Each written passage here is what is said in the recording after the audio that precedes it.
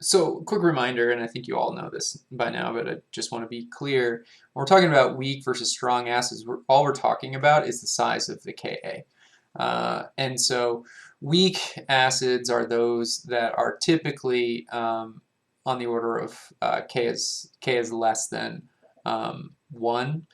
Or Ka is less than 1. The term weak is pretty nebulous, and it depends on what your application for those weak acids and bases are. Often we'll see weak acids that are much less than 1, on the order of 10 to the minus 3 to 10 to the minus 8. But really what that tells us is that in solution, when we dissolve some weak acid like HA, some of it, some small fraction, is going to break up and add some protons to the solution and a little bit of the anion.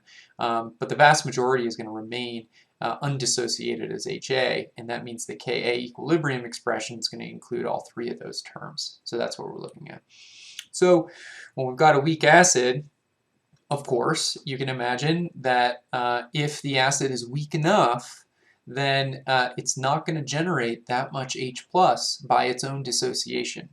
In which case, we've got to think about this systematically, again, from the perspective of, well, what happens to the H plus that comes simply from water naturally dissociating, right? And so if the H plus coming from autodissociation of water rivals the concentration of that from a weakly dissociating acid, from a really weak acid, then we need to treat this systematically. And so there's really 2 criteria. I had mentioned before, the first criteria is if you have a strong acid or base where the concentration of that acid or base is very low, from the 10 to the minus 6 to 10 to the minus 8 range, we need to treat it systematically. That was for a slightly different reason, right? Because if it's a strong acid, then all of those hydrogen ions are going to be dissociated, but there's such a low concentration of the acid to begin with that the resulting concentration of the H plus is low, and it's on the order of what we'd expect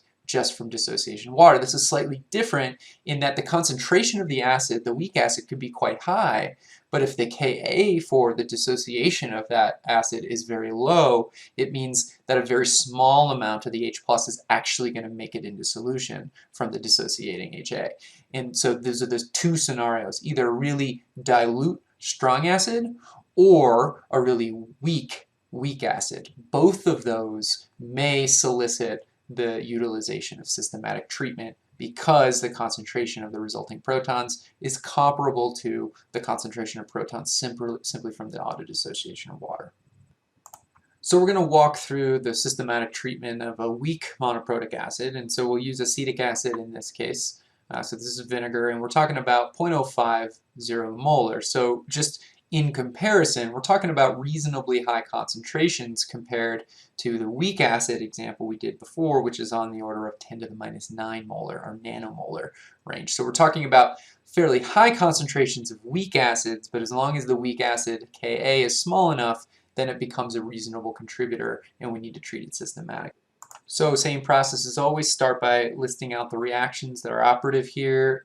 We're told that we have acetic acid, so that's really the only new addition beyond that of just the dissociation of water. So I'm just jotting this up here. HA is what I'm going to use as acetic acid in this case, because acetic acid is the monoprotic acid, so I'll use HA, dissociates to A minus and H plus, and that has a constant Ka associated with it, which we'll look up in a little bit and tabulate a little bit later. Again, H2O dissociates via the equilibrium constant Kw.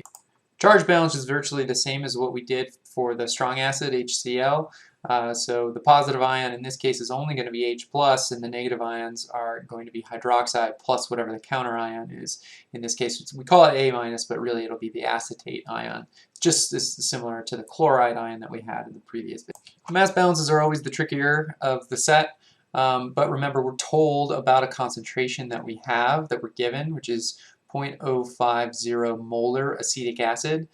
Remember, acetic acid is HA. Some amount of that's going to break apart via this first reaction. Or I'm sorry, not the first, the second reaction. Some of that's going to break apart. So we don't know, very likely, all of the 0.050 molar is not going to remain as acetic acid, right? Some fraction, some small fraction is going to break apart. So we don't really know what the concentration of HA will be, nor do we know exactly what the concentration of A minus is. That's really what we're trying to compute. But we do know that acetic acid, HA, and A minus, the acetate ion, those can't come from anything else in the system. So their sums, the sums of those two concentrations, have to add up to the formal concentration, which is the original concentration of the species being added, before we assume that it reacts and gets destroyed. So we talked about formal concentration before, so I just want to be clear, this 0.050, this is formal concentration, because we know that's not the actual concentration of acetic acid once it dissolves in water. So we call this capital F.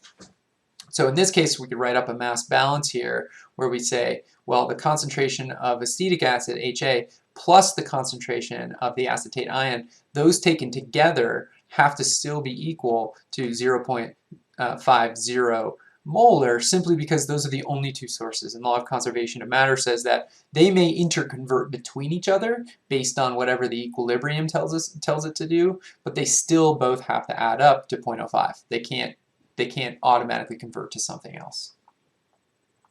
Okay, so last step here then is to just write up the equilibria for the reactions that we listed in step 1.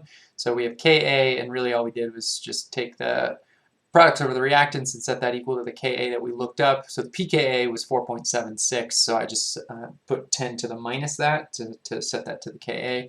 Kw is going to be the same. Hydrogen ion times hydroxide ion is equal to 10 to the minus 14 in this case. So the last step here then is to count up how many unknowns, how many knowns, and see if we can solve this. So we've got 4 unknowns, 4 equations, so this is solvable. This unfortunately will lead to a cubic expression if we solve this explicitly. So instead of doing that, let's take some assumptions and see if that makes things a little bit easier. All right, so the first assumption is just going to require a little bit of mental gymnastics. Actually, both of them are, but I'll walk you through. So the first assumption is that, and again, these are assumptions, so we'll see if this is true. But one thing that we could consider at this point for acetic acid is that the proton concentration coming from the dissolution of acetic acid from HA is going to be much greater than the proton concentration coming from H2O, right? That's really the fundamental thing, that if that's not true, then we have to treat it systematically. But if it is true, that may shortcut things a little bit. So what does that mean? Well, if the HA is a weak acid, right? It's going to dissociate via this second reaction right there. And it's going to produce some amount of H+. If the H+ coming from that dissociation reaction is much greater than H+ coming from dissociation of water, then that's really the dominant form of H+, and we can sort of negate the contributions from water. Well, what might trigger us to think about it that way?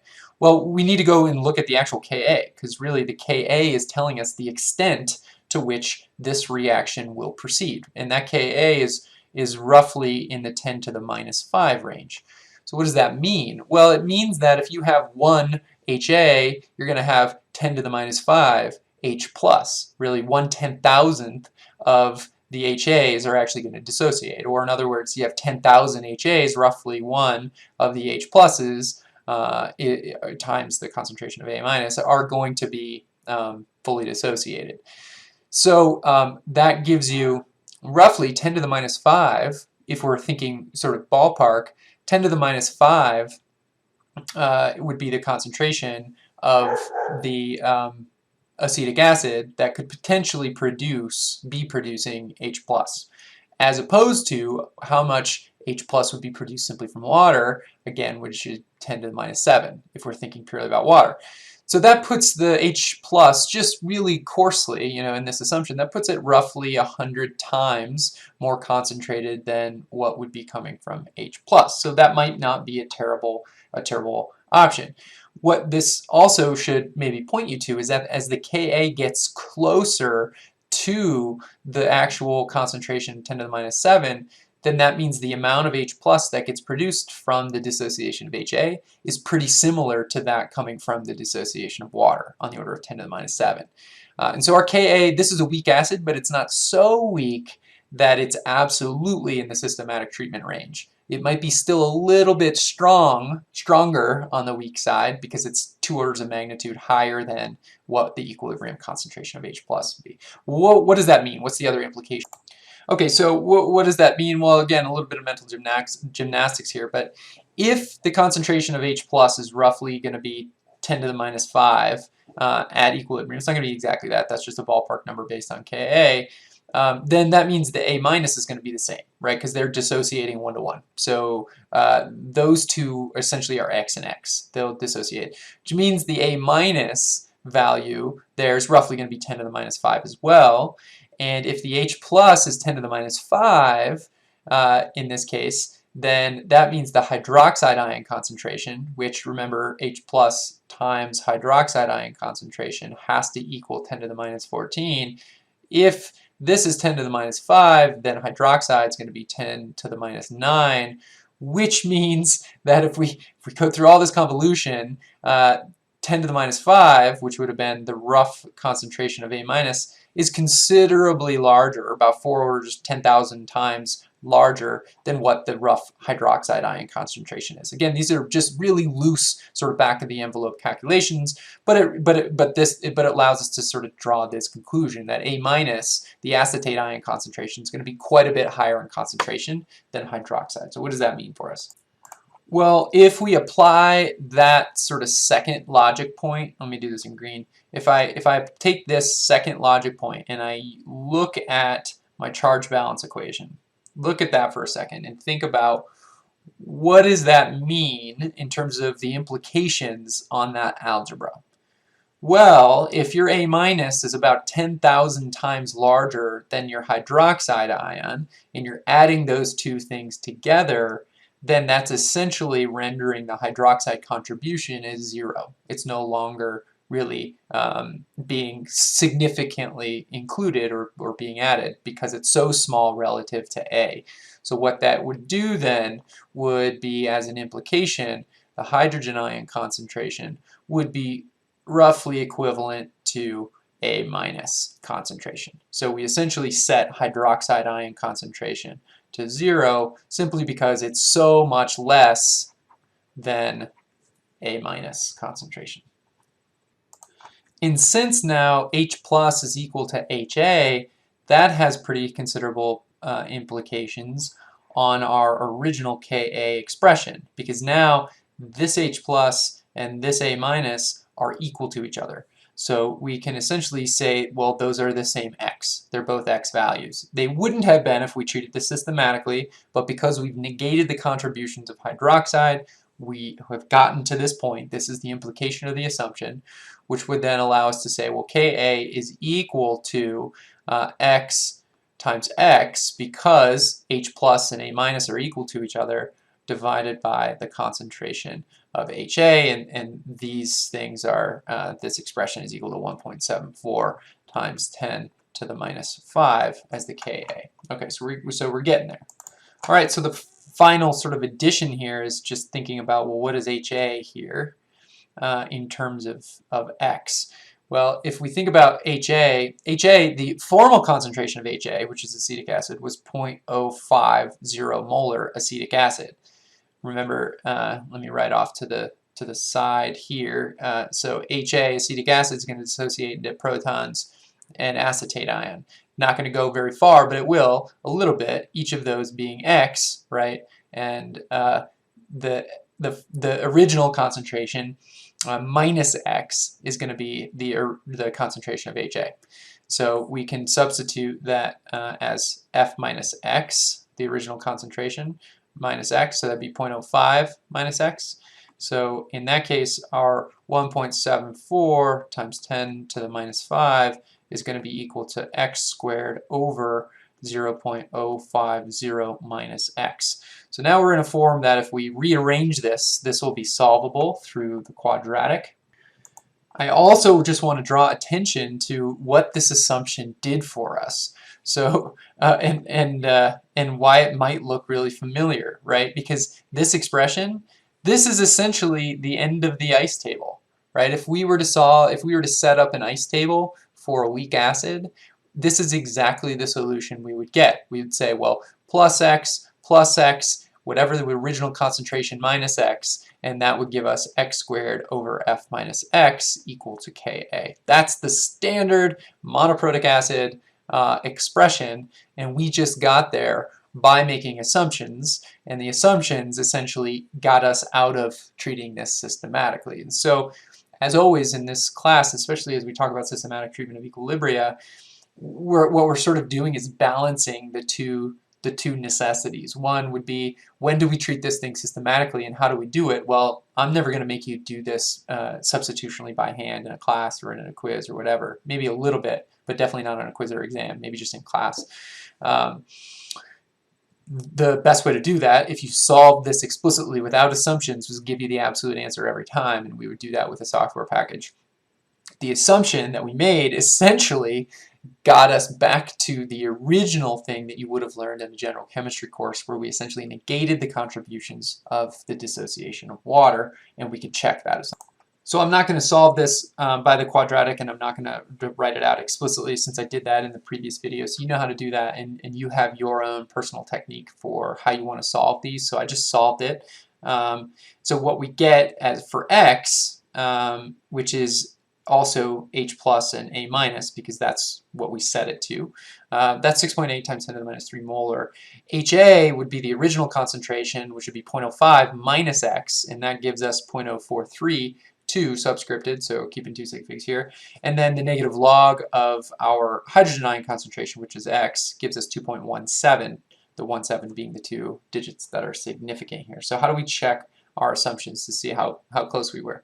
So check our first assumption, which is up here, which said that H plus from HA is going to be considerably greater than H plus from H2. In order to check that, we're really just considering the dissociation of water, which would be this first step. So as water dissociates, if we're thinking about, well, how much of the H plus is coming from water, how would we compute that? Well, if it's simply coming from water, then the H plus has to be equal to the OH minus, because they're breaking apart 1 to 1.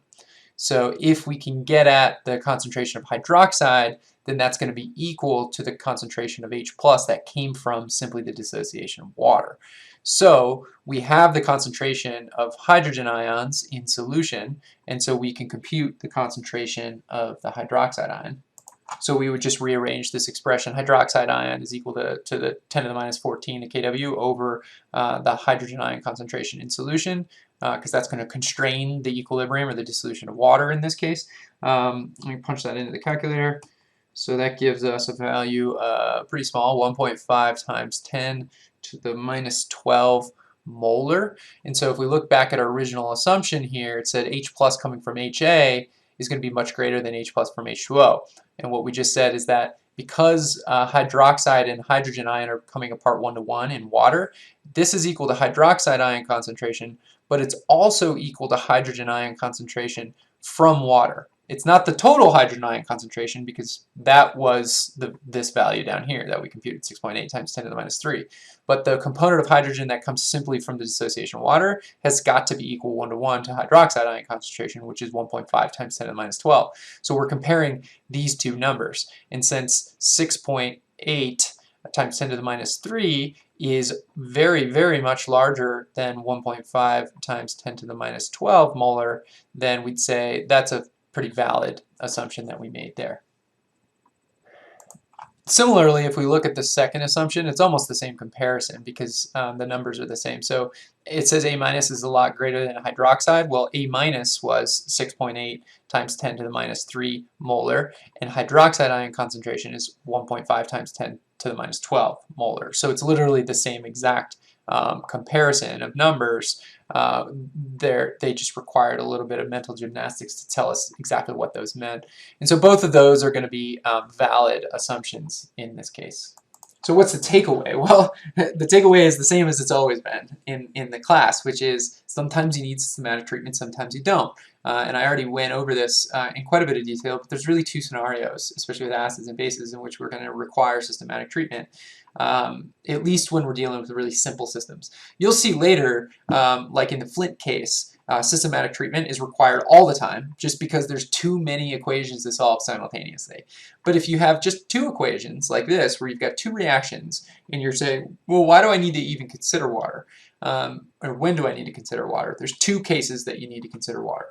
First example, or the first criterion, is when you have low concentrations, very low concentrations of a strong acid and base. That's what I went over in video 1 of chapter 9. So the example that we talked about there was something like HCl or HBr, etc. Any strong acid that's going to fully dissociate when that's in the range of 10 to the minus 6 to 10 to the minus 8, and maybe slightly beyond on either direction, that's when systematic treatment of equilibrium is warranted. That's the first sort of condition. So strong acids and strong base at weak concentrations, very, very low concentrations. The example we did was HCl at 10 to the minus 9, so nanomolar range, and we saw that it was important as long as we were maintaining 4 significant figures.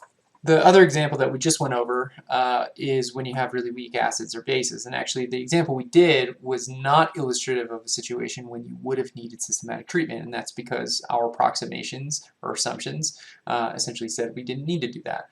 But under what conditions would you have? Well, typically, when the pKa of your acid is in the 6 to 8 range, which would be Ka's in the 10 to the minus 6 to 10 to the minus 8 range. Ooh, coincidence. Not really. When you have really weak acids or bases, and the H plus concentration that comes from the dissociation of that weak acid rivals the H plus concentration that is coming from water, that's when you need to be careful. There's not a concentration range for this per se, but typically you're talking about much higher concentrations, so on the order of millimolar to molar ranges. But the key parameter for weak acids is that they're pretty weak, and they're weak enough that they're just trickling a little bit of protons to solution that's comparable to that 10 to the minus 7 range, which you get purely from the autodissociation of water alone. All right, so the last thing that I want to mention really briefly is that I'll include in the Canvas site a PDF that is titled Systematic Treatment of Acid-Base Equilibria, and what it does is walk through my calculations by hand for developing explicit expressions for monoprotic, diprotic, triprotic acids and bases. And so what you're seeing right here, it's not imperative that you know how to do this, but I find it useful when I'm trying to understand a system to be able to have some sort of guidance as to exactly how to do that. I'll never ask you to derive this in any way. This is supplement and supplement only. But you'll see that the weak monoprotic acid, which we did as an example, but we also simplified via approximation, it's going to look very similar to what we did, except this solve explicitly step here, you'll see that that gets me to this cubic function down at the bottom, and that I'm not going to solve it exactly, but it's solvable using cubic expressions, but this would be where you would end up. So this is the bit that I didn't show you in the video, and you will see the solve with simplifications component, which is what we did talk about in this video, and it gets us to this sort of final expression of x squared over f minus x. So there's some useful information here. It's just another reference for you. And then I solve explicitly, or show explicitly, how I would solve that quadratic equation, if that's helpful for you.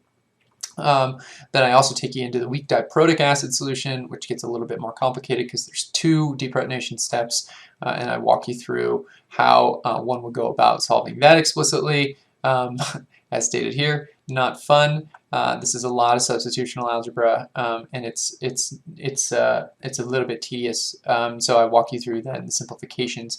I'll talk about this one in the next set of videos for chapter 10, but I just wanted to make you aware of the resource that that I have here. So this document is fairly long and fairly cumbersome. I think it's 12 pages, but I like to provide you the exact scenarios and the exact solutions, and I'll reference this later in subsequent videos.